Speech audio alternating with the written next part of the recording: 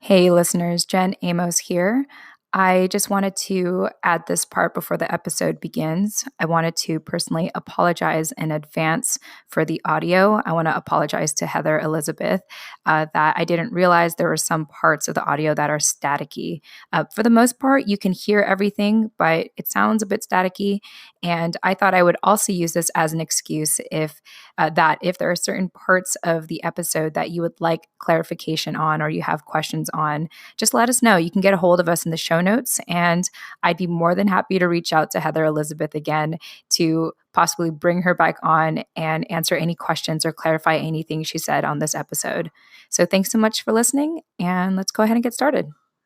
There's no need to wait on your service member to share secondhand information anymore. Welcome to Holding Down the Fort, a podcast show where we put military spouses and children's needs front and center so that they can make informed decisions together as a family. Because let's face it, we know who's really holding down the fort. Let's get started.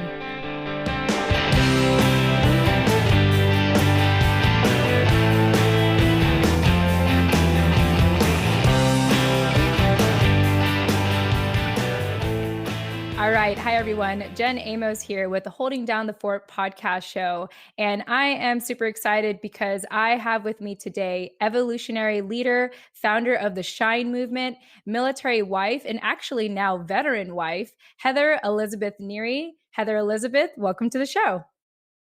Thank you so much, Jen. I am so excited and honored to be here with everybody. Thank you for having me. Yes, it's our absolute pleasure having you. And I do, right before we jumped on the call, I do want to acknowledge and congratulate you and your wife for transitioning out of, like, you literally just transitioned out. Is that correct? Yes, officially today. Yes, oh, so man. The alignment with us connecting for this podcast and that timing is pretty incredible. And I'm very curious to, see what emotions and what feelings are happening around this new chapter of your lives. So I would say that just to give a brief background, Jen's my wife. She and I are both what we would call middle-aged, mm-hmm. and we're both in our 40s. And actually, Jen re-enlisted in the Coast Guard Reserve back in 2012. She had been discharged under Don't Ask, Don't Tell in the 90s. Wow. And always felt like she needed to fulfill that part of her journey. She felt like it had gotten cut short. She had this deep passion to be in the Coast Guard, and when that occurred, it was honestly very heartbreaking for her, of course, and she felt like there was a loose end out there that mm-hmm. she needed to connect. So she always said, and actually when she and I got together almost 12 years ago, she said, if they overturn Don't Ask, Don't Tell, I'm going to re-enlist. And I had all kinds of feelings about that. Yeah. At the time. I had a lot of resistance to that. So by the time it did get repealed in 2012, she, true to her word, went into the reserve. So she would have been, mid-30s at that time, mm-hmm. and was in the reserves for a few years, and then had this opportunity to go active duty, which was very, very rare for a reservist to have that opportunity, and especially at her age. And at that time felt like she needed a career change. Mm-hmm. She'd been in mental health for 15 years, and after many, many, many conversations, actually about a year's worth of conversations that we had going back and forth about it, decided that it was a step for her and for us to take. Mm-hmm. And we're here in Austin. We're landlocked, so that meant a move in some form or fashion to the coast. And I know this is a universal piece for all military families, is you don't know where that's going to be. Mm-hmm. You don't know where you're going to be sent. So she ended up being sent to Corpus Christi, Texas. And we did a back and forth journey for the 39 months that she was active duty. And it was a beautiful journey. It was incredibly challenging. It was transformational. And again, I know it's true, it's a universal experience for military families. It required a lot of separation. Yeah. And which is difficult, which is very difficult on a marriage and on family. And we got to a place where we decided that wasn't resonating for us anymore. And so she left active duty in July, actually just a few weeks ago, and we were exploring the possibility of her going back into the reserves, which would mean a lot more driving, because again, we're landlocked here in Austin, and more separation. And we just got to a place where that we feel like that's not in our best and highest good at this point in our lives. So today was the day that she officially let go of that possibility of going into the reserve. So it feels very surreal. Yeah. It's very, very surreal, and a lot of unknowns. A lot of unknowns at this point. Yet what we do know is that we're going to be co-creating a stability together that we were really yearning for in terms of being able to live our lives day in and day out together.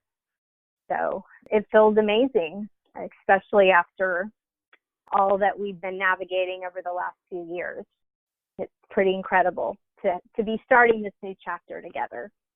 Yeah. And I just have to say, I'm completely honored to be in this new chapter with the both of you. And I just want to thank you for making time to speak today. And I just want to give a shout out to your wife. I mean, it sounded like she went through a lot. I heard about the don't ask, don't tell thing that happened way back when. I didn't know how it affected people. And to hear how it happened to Jen, wow, that's just crazy how that affected her in that way. But definitely got to give it to her for coming back and completing what she wanted. And it sounds like she is finally, or you both are finally fulfilled. And now you're starting a new chapter of your life. And wow. Yes. Yeah. Thank you for that reflection. Yeah. It's an incredible story, and it's a story that everybody has their own unique version of it. Yet it is definitely a story that I feel many LGBTQ service members have, and those stories need to be told. So I'm grateful that I can share this bit of Jen's story, and then how I've gotten to be involved in it, and just hold space for all of those service members and their families to be seen more clearly, and to be respected and honored for the powerful journeys that they're all on. Yeah, absolutely. And on top of that, she was in her mid 30s and got back into active duty. So just a lot of accolades to her, because I mean, I can only imagine, like, she sounds like an amazing woman. She really, really is. She is an incredible woman, very resilient, extremely determined, loyal. I think one of the, as devoted as she is to our family and our tribe here in Austin, it was probably the most difficult thing for her in leaving active duty was leaving her shipmates, because of the powerful bonds that they co-create together and what they go through together. It just blows my mind. It's almost difficult to imagine everything that they go through. And I would imagine all of the different departments of the military, it's a similar camaraderie. And so, yeah, it was difficult for her to leave them, yet always recognizing that we need to take care of ourselves and do what's best for us first and foremost, which I feel is very true for your audience, Jen, the family members, the people that are holding down the fort. it's so very important that they're all taking care of themselves and listening to what it is that they need in their lives to feel enriched and seen and heard. Yeah, absolutely. I mean, I know this wasn't just Jen's decision, it was a family decision. And one thing that I think sometimes we forget, especially civilians, is that service members have families and they're not just here to, I mean, I know that's what they're trained to do, to focus on serving the country and protecting the country. But afterward, which there's a whole other mess of issues around like veteran issues and mental health and what have you, it helps when they have a home to come back to. And so it's just really awesome that you both had decided that, it's time to put family first, and it's time to explore what it could be like seeing each other day to day now and and everything. But my husband, he served almost I think a decade or probably 15 years ago. He's probably gonna like laugh at me for getting this wrong. I never, there's some spouses who are really good at explaining their service members like rank and like what they do and stuff, but I'm not, because I met him later. Yes. But anyway, he was if there's one thing that he talks about often that he wishes he still had, it was that camaraderie. There was a unit, there was a group of people that he was so close to back in Germany, and he ever since he left, like he lost that, and till this day, a decade plus later, he's still trying to find what he had in the military. So it's a big sacrifice to say goodbye to such a close-knit group of people that you worked so closely and intimately with. But it's for whatever else you have in mind that you think will be better for you, and in this case, it's you and your family. So yeah. Yeah. Well, it's interesting because normally the next part, I would normally get into what a typical day looks like for you, for people who don't know you. So the way I kind of want to couch this question is, I'd love for you to share, for people who don't know you and are getting to know you the first time, Heather Elizabeth, is what did a typical day or snapshot of your life looked like? I don't know if you planned this yet, because I know this literally happened today, but what are your hopes? What are your hopes now that you are a veteran wife? Yes. Wow. So a typical day, just to give a bit of background of how my life was flowing before Jen went active duty, and during and after, is I am actually self-employed. I have a holistic healing business called Shine that you mentioned. Yes.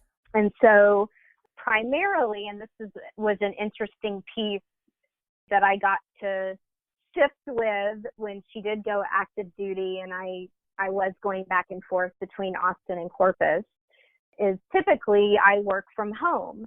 So I actually have a space on our property that people come for sessions, and I do both individual sessions and group sessions. And so a lot of my day, as far as work goes, is focused on interacting with people, either in person or virtually through social media, emails, things like that. When Jen went active duty, that all got turned upside down, which I feel like a lot of people listening can relate to. that our lives get turned upside down as part of the journey of being in part of a military family, because there is so much transition involved and so many unknowns. So there's a huge adjustment period that I feel like we are continuously moving through. And I honestly, when all of that happened, when she went active duty and she moved to Corpus and I started commuting, and then I actually moved to Corpus for about a year and a half during that span of time that she was active duty, I had to learn just how resilient I really am. Yeah. And I had to learn how to be even more independent than I was before, because obviously when we're in a partnership or a marriage with someone, and we're actually living with one in the same physical space, we're sharing ideally we're sharing a lot of the duties of keeping up the household. And if you have children, either we have four-legged children, Nice. four-legged Love or it. two-legged children, it's taking care of all of them and just the upkeep. And so when Jen went active duty and was gone, she was gone, I would say about 70% of the time of Wow. when she was active duty Coast Guard. I had to really pick up a lot of those pieces. So I was not only navigating being self-employed and keeping my business going as best I could with the back and forth and all of that, also taking over our household. And so honestly, I had to really learn. I thought I had a really good, and I did have a really great toolbox set of tools that I would pull from to manage stress and things like that. But oh my goodness, I had to really up my game during that time. You're like, I'm out of tools. I need more tools. Exactly. So it would be really, it could have been real easy for me to get really overwhelmed at times with everything that was on my plate. And then there's the stress of not having your loved one physically there with you and all of the emotions that go in with that. Yeah. So a typical day for me, I am going to get back to your question, Jen. It's not typical. I get it. It's not typical. I get it. Yes. A day for me would begin with some kind of meditation centering practice.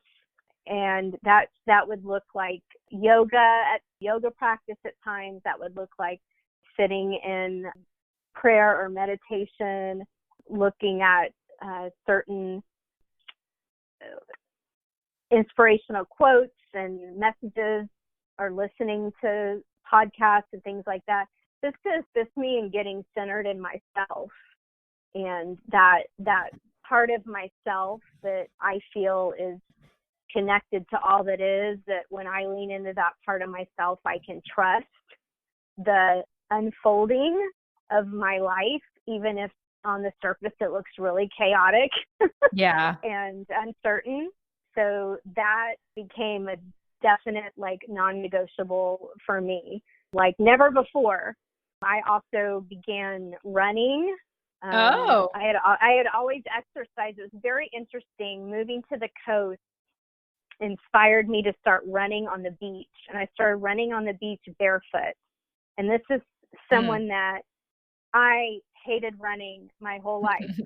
And Right. remember, like, I'm in the mid part of my life now, and so my whole life I'd hated running, but something about moving to the coast, and I feel like it was a way to really ground myself with all of the transition and the change and moving to a different place. It was like a way to connect with that place and move the energy in my body that if I wasn't moving it, I would feel that overwhelm and stress and to a great degree. So that was part of my self-care, getting out into the community and meeting new people. I call myself an introvert extrovert. So I do like to have my time to myself. And I also thrive on being with people and connecting with community. So that became part of my everyday life to really make that effort. And again, I know your audience can relate to this, that when you're moving around a lot, that's a real challenge in a way to create that community, because you're creating a community, and then you end up leaving a year or 2 or 3 years afterwards, and you got to start over again. Yet it's so key for so many of us to have that support and that connection. So that became a non-negotiable also for me. Like, I made an effort, whether it was going to the coffee shop for coffee and chatting with people there, or going to a meeting in town or whatever it was. I knew that needed to be a significant part of my day-to-day experience. So those are some things that were a typical part of my day, in addition to, like I said, everything that I was engaged in with my business. All right, now we're going to take a quick break to introduce one of our sponsors. Let's get real. The government, our education system, the financial industry, and corporations are focused on the masses. They don't have your best interest in mind. You need to take responsibility of your future and stop following orders when it comes to your personal finances. The first step is to stop focusing on money and focus on your true purpose. Wealth is achieved by those who are following their passions. It's a mindset shift from scarcity to abundance. There's no better time in human history to use the liberty you've fought for to live a life of meaning. U.S. Vet Wealth was founded by a West Point graduate who became disillusioned by the government benefits and traditional financial planning advice that is decades behind the times. Our clients recognize us as the only trusted financial resource able to educate them on the full spectrum of opportunities available to veterans today. By thinking beyond the standard financial advice of buying a home, sending kids to college, and retiring, we help the 1% who serve our country become the 1% who influence it. See if you qualify for a wealth and liberty strategy today. Simply visit usvetwealth.com. That's US as in the United States, vet, short for veteran, wealth.com, usvetwealth.com. Yeah, it sounded like there was a lot of self-care in there, which Yes. I think is really awesome and really healthy. And I applaud you for that. And it sounded to me the new tool that you found was running. Yes. um, yeah, and so that's really awesome. My husband and I live on the beach in Virginia Beach, and one thing I love doing is running barefooted, and it's so much better than running in shoes. I think because you just feel connected to the earth, and something about shoes just really mess up my calves and my hips when I run. I've had to go to physical therapy for it actually. But yeah, the beach, definitely something about being next to the water when you're running. When you have that fresh breeze and the sound of the waves, and then the sand is really soft, which is a whole lot better when you're running anyway. Yeah. It really is therapeutic, very therapeutic. That's one of the things that I've really missed about living by the coast is getting to do that. We're going back to Corpus in about a week. I'm officiating a wedding there. So I'm looking forward to being back there for many reasons, including getting a couple of beach runs. Yes. Yes, that's awesome. Yes. And it sounds exciting, attending a wedding. So have fun with that. That sounds fun. I've never officiated a wedding, but it sounds fun. It is. And this is, to go back to that connecting with community, this is someone that I was blessed to meet while I was living in Corpus when Jen was in active duty. Someone that crossed my path and we connected, and now I'm getting to share this with her. So you never know what's going to come of these connections when we make an effort to reach out and form relationships in the communities that we're living in. I like that you say that you're an introvert extrovert. I like to say that I'm an introvert that had to adapt extrovert tendencies. Because really, at the end of the day, I just want to recharge like by myself. And even when it comes to socializing, like part of why I like podcasting is because it's done at set times. And then when I get to edit the episodes, it's kind of like reliving that conversation. And I find that to be very fruitful and fulfilling for me to go through that again. But like when you have something that you really want to put out there and you have a passion for it, like sometimes that just has to like override how I feel as an introvert. And there was a quote I recently read somewhere that said like introverts are just so powerful when they come out and speak and connect with other people, because they wouldn't do that unless they knew that they had to, or there was like a greater cause that they just had to do it. And you're also, I think introverts are also more intentional when it comes to interacting because they want to recharge like really quickly. Yeah. They want to go back and recharge. So, it's awesome. And I appreciate you sharing really like an overview of your life and what it was like for Jen to be in active duty. Now, I know this is really soon, but do you and your family have any hopes or idea of what this new chapter of your life is going to look like? Yes. And I remember you asked me that. It's such a beautiful question, and I appreciate it so much, Jen. I am a big proponent of setting intentions, the power of intention setting. Mm-hmm. And so to be able to answer that question and really even more clearly put the intentions out there of what we are desiring to be co-creating in this new chapter of our life together feels really great for me. So thank you for that. A huge piece that Jen and I are intending is to get to go on adventures together and travel together. It's something that we love so much. And she went on a lot of adventures, out at sea. Yet the adventures that we have been able to go on together over the last few years have been pretty few and far between because of how rigorous her schedule has been.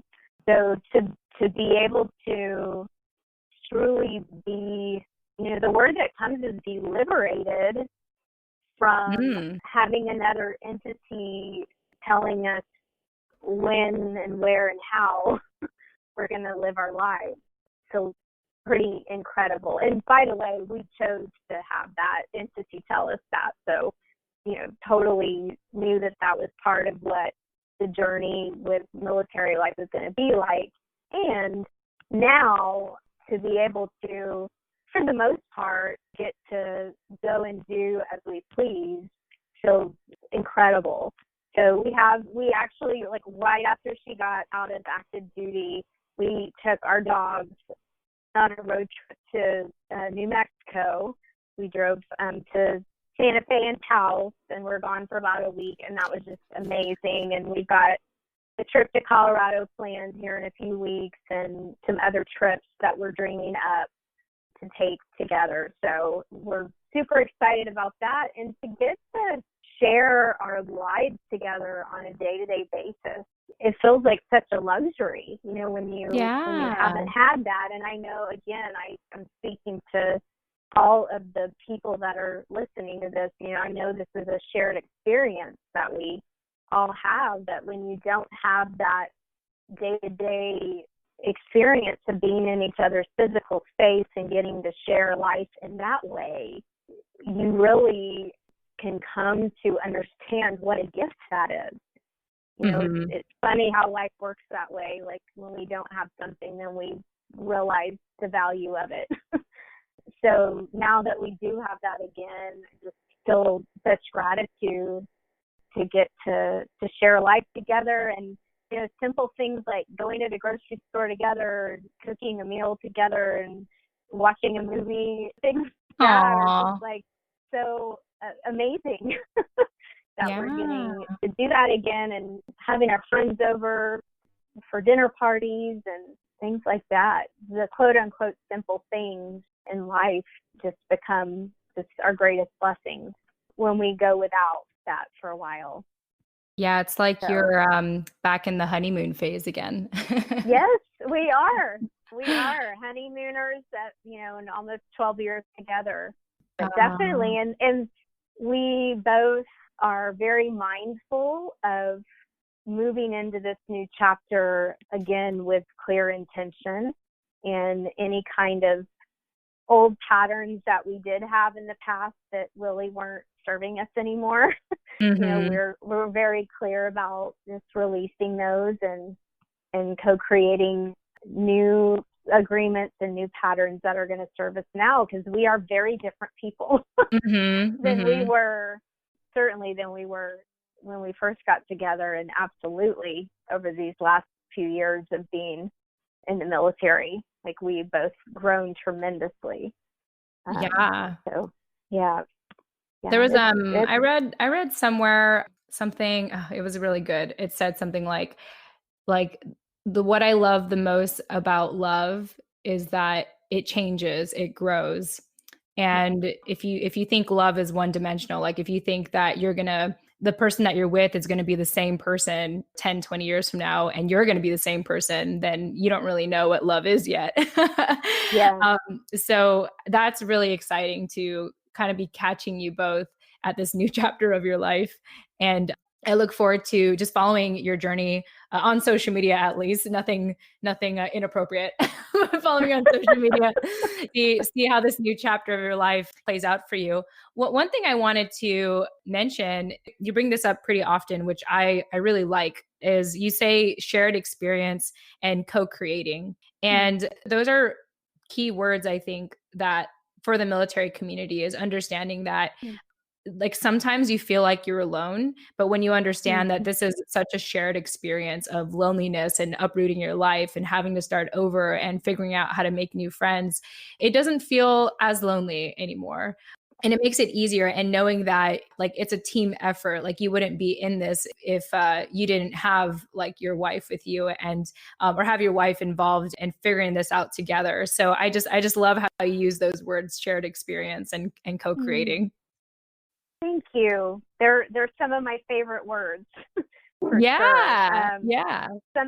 Something that has become I would say a mantra, or an affirmation for me that I often share, is a big piece of what is occurring across the globe at this point is a recognition that we are all interconnected and that we are interdependent and do have this microcosm journey, meaning we each have our own journeys that we're on, and then we have the journey that we're on with our family and our communities, and then we have the human journey that we're all on together. And there are so many parallels and universal experiences, and change and transition is absolutely one of those. Like we all move through changes and transitions in life, and certainly the military community knows that in a profound way. And so I will often say that we're moving into a place in our consciousness that is beyond me is we. So even though I am on this journey, I'm on my own journey as Heather Elizabeth Neary with all its twists and turns, I am also a part of the collective we. And there are millions and millions and millions of other beings that are on a journey of transition and changes and evolution, and I'm not alone. There are millions that are feeling overwhelmed with all the shifts in life and are missing their significant other. All of these different shared experiences that we have, and it does provide some peace amongst all of the shifts and the transitions to know that I am part of a we. Yes. It's not just me. Exactly. So thank you for recognizing that. Yes. Well, that's what I do as a host. I listen.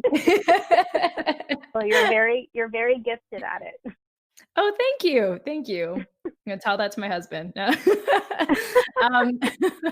Speaking of changes, so part of why we created Holding Down the Fort is we wanted to have a podcast show where we can share resources, education, or just awareness for what is available for military spouses and families, and even just sharing experiences and ways that people in the military community are really have adapted to this lifestyle. And so today, we wanted to talk with you today on how to be grounded in an uncertain world. This is a practical yet transformational set of 6 key tools that you have and that I know you teach, shifting from survival mode to thriving. And so before we really dive into the how-tos, I'd love for you to share, first of all, do you feel like this type of information is like just readily available for the military community? And if not, why do you think that? I would say that as far as I am aware, I don't feel like this kind of information is readily available.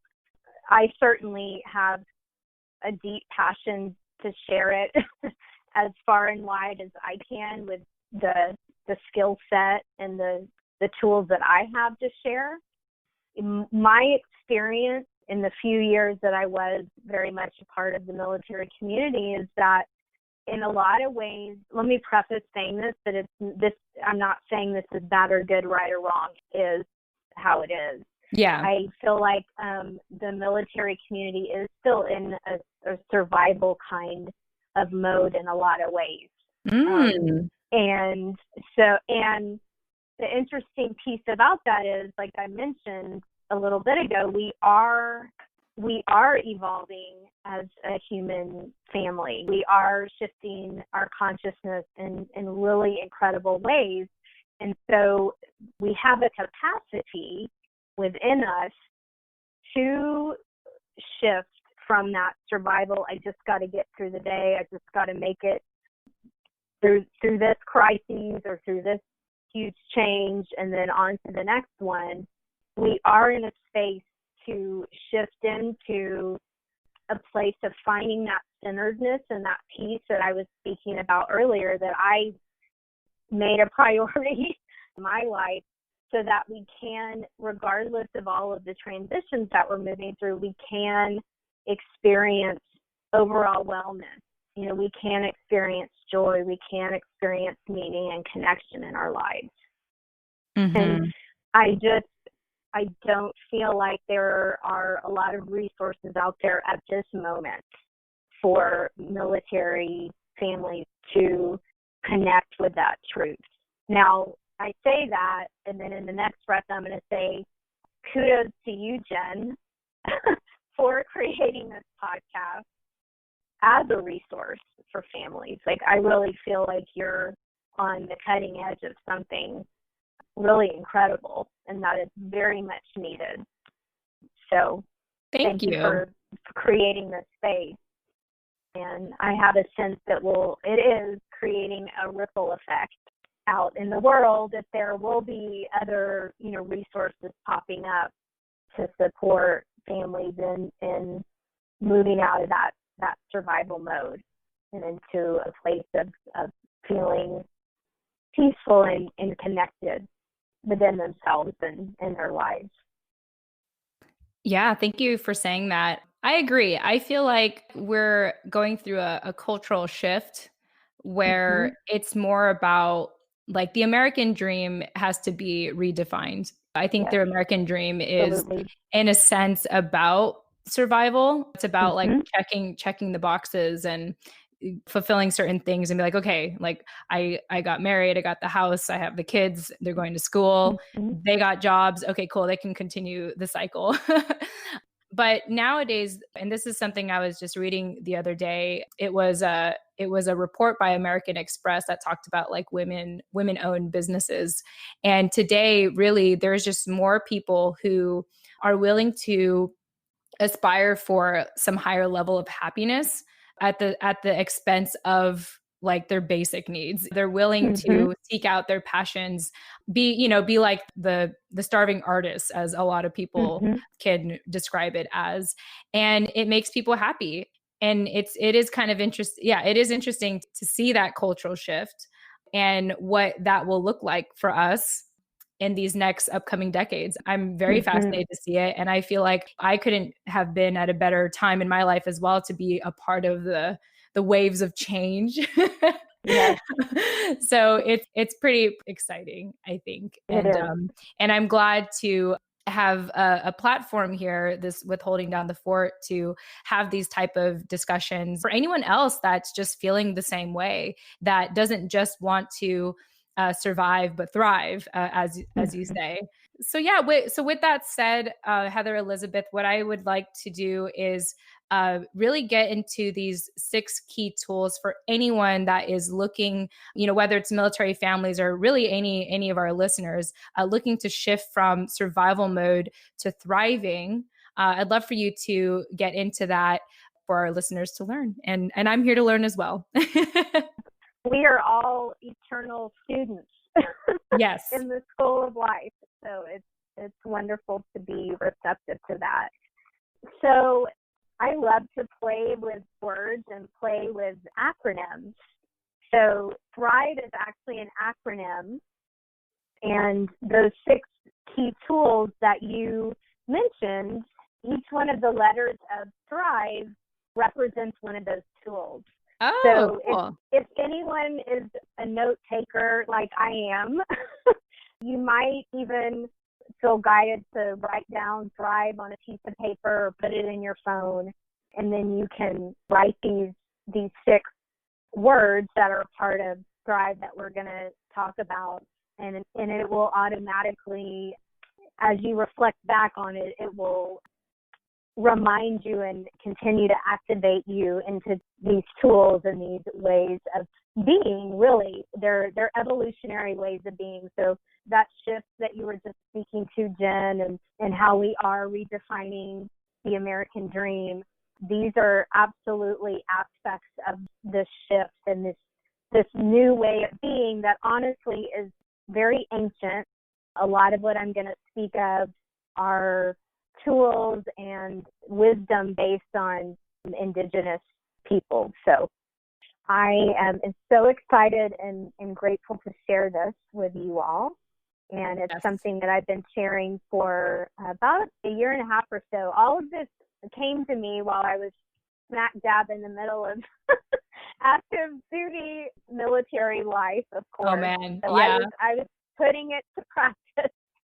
I definitely walk my talk and practice what I preach. So, and some of it actually, interestingly enough, we've already spoken a little bit about. So the first aspect of Thrive is, of course, with the T. Mm-hmm. And T stands for tribe. So we shared a little bit earlier about the power of community and creating community. And of course, this energy of a tribe is very ancient. And it is a way of being. I mentioned the beyond me is we. It is a way of being that we did move away from for a while, especially in the Western world. We really moved away from that sense of community and that sense of a tribe in a lot of ways. And we're being reminded of the power of a tribe, that we're not here to do this all on our own. You know, we need one another. We need those relationships and those connections. So it is key to thriving to create a tribe, to co-create a tribe for ourselves. And I get to honor that our military families, this can be especially challenging for, because there is so much upheaval and moving and transition that occurs. Yet I would say in the next breath, it's even more important because of that we create that tribe for ourselves. So really making that a non-negotiable, a priority for ourselves to reach out. And that can look a multitude of ways. That can look like picking up the phone and calling family and friends when we're having a difficult day. That can look like joining a church group or a mom's group or some kind of group in the community that we're feeling drawn to, a book club, whatever it might be that we have a shared interest with that group of people. Reaching out to our neighbors, however the multitude of ways that we can create community, it's so key to our capacity to feel like we are a part of something, because we are. Yeah. We are connected. I will often share about the 4 spiritual needs, and these are interspiritual needs. So whatever path you might be on, religious path or spiritual, this is a universal need that we all have, is to be seen, to be heard, to belong, and to feel connected. So those are needs that we have. If we aren't having those needs met, we are going to definitely be stuck in that survival mode. So co-creating that tribe is so important. And obviously we connect on social media and we connect through email, which is an incredible tool. Yet we need that face-to-face connection as well, even the introverts. Yes. Yeah. No, it's true. Need that face-to-face. So finding that balance of creating a tribe and connecting with our tribe, both virtually and especially in person as well. So the next aspect would be our H. And the H is for the heart. So this is an awareness that we have been For a long time, we've been on autopilot, thinking that our head is the place we need to go to quote unquote figure things out and to find our way and whatnot. And something that's happening as we're all in this shift that's occurring within our consciousness is that actually our heart is our true north, is our guide. Our heart is going to be gifting us an awareness of when something feels like truth, when something feels resonance, when we're feeling that meaning and that connection in our lives. So making a conscious effort to check in with our heart on an ongoing basis, that doesn't need to be a complicated thing. That can be as simple as placing your hand over your heart. And I just invite us all to do that in this moment right now. Just place a hand over your heart and create that space for co-creating that space together right now to connect in with our heart space.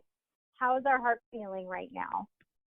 My heart's feeling pretty calm right now. Beautiful. And beautiful. just like present with you. Yes, beautiful. Beautiful. I feel that as well. And I feel our heart also brings us into awareness of how interconnected we all are with everything. So I'm feeling the connection with all of the people that are and will be listening in on our conversation, and knowing that it's a collaborative conversation. Even though Jen, you and I are the ones talking right now, I just feel the sense of all of the voices that are sharing in this conversation with us. So I love it. Always keeping present with our heart space. So the next piece is our R, and that is to renew. So this is an understanding that literally every breath that we take is a new beginning. So when I mentioned that tendency to feel overwhelmed when there's all kinds of changes and shifting happening, and if we're on our own and our spouse is overseas or on a mission or whatever it might be, and feeling overwhelmed with everything, and how am I going to do it all, and all of that our head tells us, we can literally pause and again place a hand over our heart and take a breath and know that that is a new beginning. That is a reset. Every time the sun rises, right, we recognize this is a new beginning. This is a new day. So every day is a new beginning, a new opportunity to be renewed, to be reborn. And that goes all the way to a breath. And that is, it's pretty incredible. And again, it feels very simple, when you really think about it, yet we aren't taught these things, at least in our culture.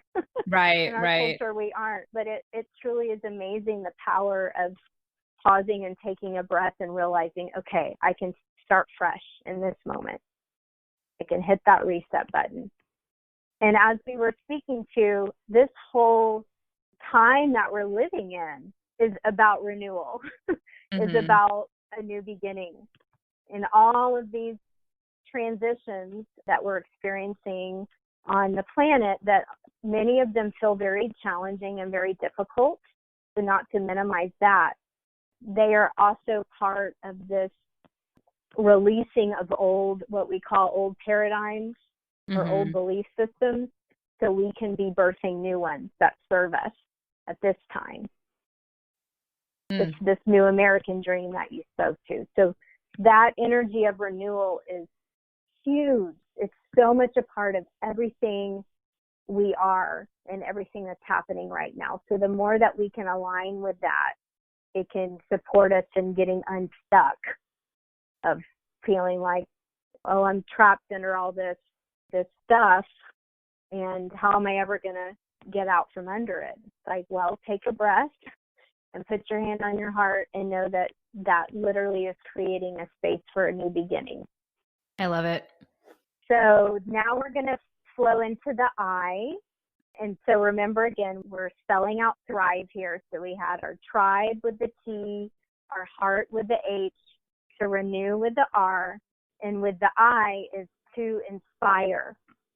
Think about, okay, we're connecting with our tribe, we're tuning in with the heart, we're recognizing that we can renew from moment to moment.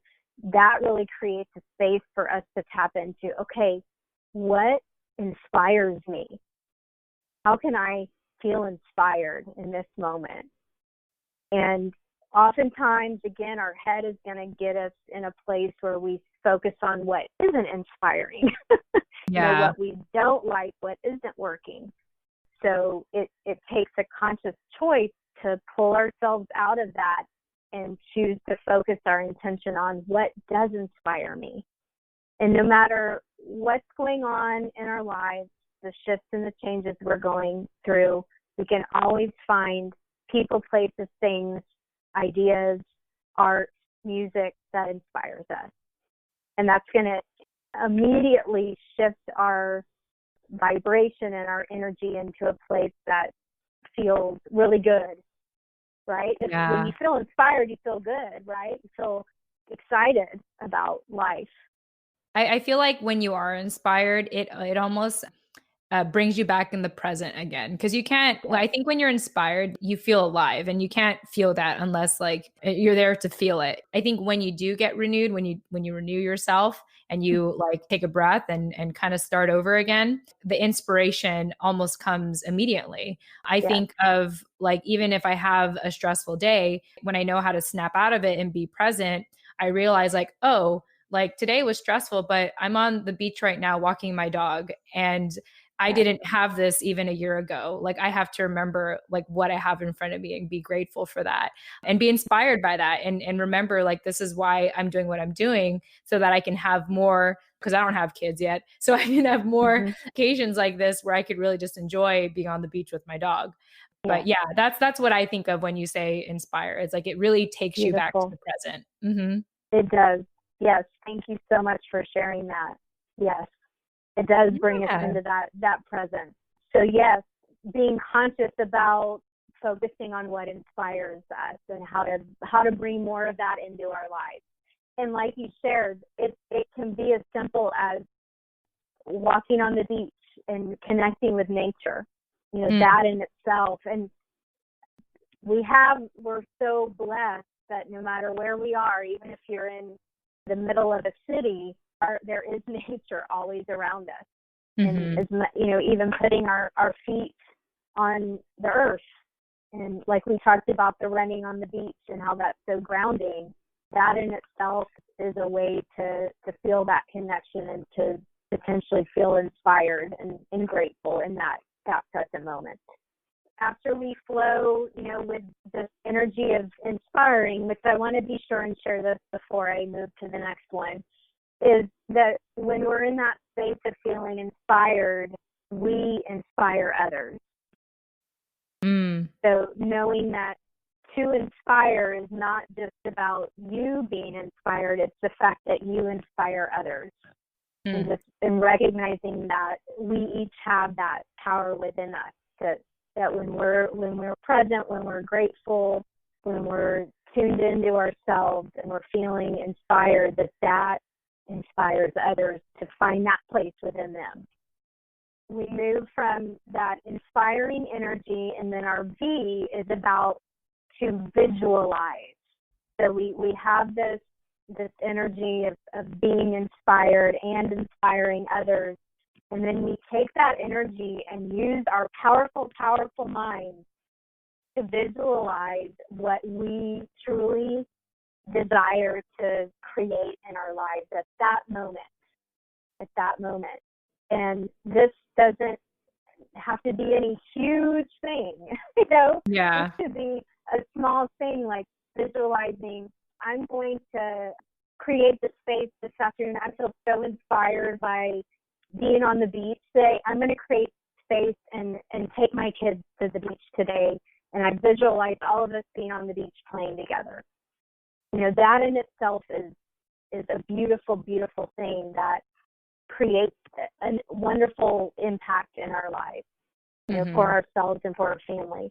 Or it can be, I'm here in this new community. I am visualizing creating a support group for military families. Mm-hmm. And having that inspiration and visualizing what that could be like, what that feels like. And that energy is incredibly powerful. That intention is incredibly powerful for how we're able to create and manifest in our lives. Beautiful. Yes. So knowing that the power of our focus, what we intend on, what we visualize, we are able to create. And that's on the whole spectrum. We oftentimes are doing that on autopilot or unconsciously. We're visualizing things and we are creating them in our lives, and we're like, this doesn't feel good. Like, I don't want to keep doing this, right? Mm-hmm. So knowing that we have the capacity to shift that and to visualize things that we do really desire to create in our lives that are going to feel meaningful and fulfilling. And again, building upon that beautiful connection that we all are yearning for and that we deserve to have in our lives. Yeah. So from that place of visualizing, our final letter, the E of thrive, is about empathizing. So to empathize. And this, I'm going to bring this kind of circle all the way back around to what we've talked about earlier, Jen, around the beyond me is we and our shared humanity and the power of the tribe. Just knowing that we're all in this together.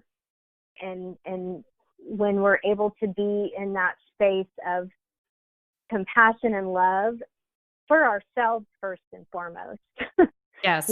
Find that self-care that we talked about earlier too. Yes. Just emphasizing that wherever we are in our lives, from moment to moment, we're doing the best we know how to do with what we have to work with. We truly are. And just being gentle with ourselves and kind with ourselves and compassionate with ourselves. And when we're able to offer that to ourselves, we're able to extend that out to others. And just know that we really are all in this together. Yeah. We're all in this together. And moving away back to the shifting from surviving to thriving, moving away from an old idea of being in competition with one another, that one person's got to win and one person's got to lose, and just all of this energy of division that many of us are dealing with right now. I would say all of us are, in one degree or another, and we're all yearning to be liberated from that. And so a way to do that is to be in that energy of empathizing with one another. And again, first and foremost, offering that to ourselves, that kindness and that compassion and that gentleness that we're so deserving of. Yeah. So that is our thrive. I love it. So if anyone ever needs a definition on thrive, I recommend referring to Heather Elizabeth's acronym for thrive, which if you did not catch that the first time, because I was taking notes, T is for tribe, H is for heart, R is for renew, I is for inspire, V is for visualize, and E is for emphasize. Beautiful. Beautiful. I love it. Beautiful. I love it. And I feel like our listeners will definitely get a lot out of that. If this resonates with you in any way, please feel free to reach out to us. You'll know how to do that by just checking out our show notes. I just thought that was such a great explanation, and I couldn't have been more present with you till now, talking about thriving. I just feel like the whole word, all of the acronym, is about being present and knowing that you are connected. Like by default, we're already connected with people. It's just believing it. It's believing that you are. Because sometimes it's kind of like when some people, they'll like deflect a compliment, if you say, oh, you're really pretty, or you have a beautiful soul. And you're like, oh, no, I don't. But if you are, like, the truth is you already have it. If you don't believe it, then yeah, it's easy to think that you don't have it. And I think a good reminder for the military community, whether you're still active duty or you just transitioned or you're a veteran now, is knowing that we all are connected and none of us are alone. And if you feel that way, to renew yourself and find the inspiration to find your tribe, because they're probably a lot closer than you think they are. Yes, Wow. beautiful. Ooh, I feel like I could talk to you forever and listen to you forever, more importantly. Oh. But I know both of our times are super valuable. So for anyone that is interested in getting a hold of you, Heather Elizabeth, if they want to learn more about how to not just survive, but to thrive, how can they do that? How can they find you online or even just get a hold of you? Sure. Thank you, Jen. So I'm on social media. I'm pretty active on social media. I'm both on Facebook and Instagram, and it's Shine, and it's all capitals, SHINE, Heather Elizabeth. Anyone is welcome to email me as well, shineheatherelizabeth@gmail.com.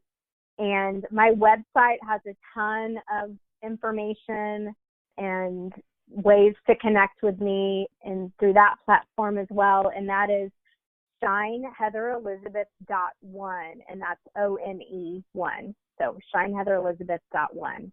And I would love to connect with anyone who is called to reach out. Yes. And I always say that if anyone wants to hear Heather Elizabeth again, we would love to have you on the show to talk more and elaborate on other stuff if you are open to it.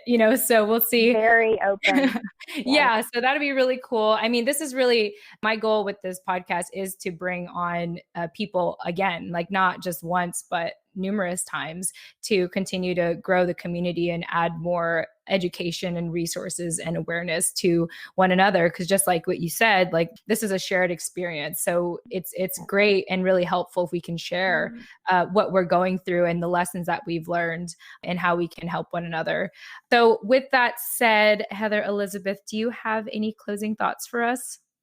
I feel called to reflect, Jen, that just to remember how very special each and every one of us is, and that we're all here for a reason, and we all have special gifts to share with the world. So please keep that in your heart and just know that you are loved and you are honored for who you are. It's a great way to wrap up a show.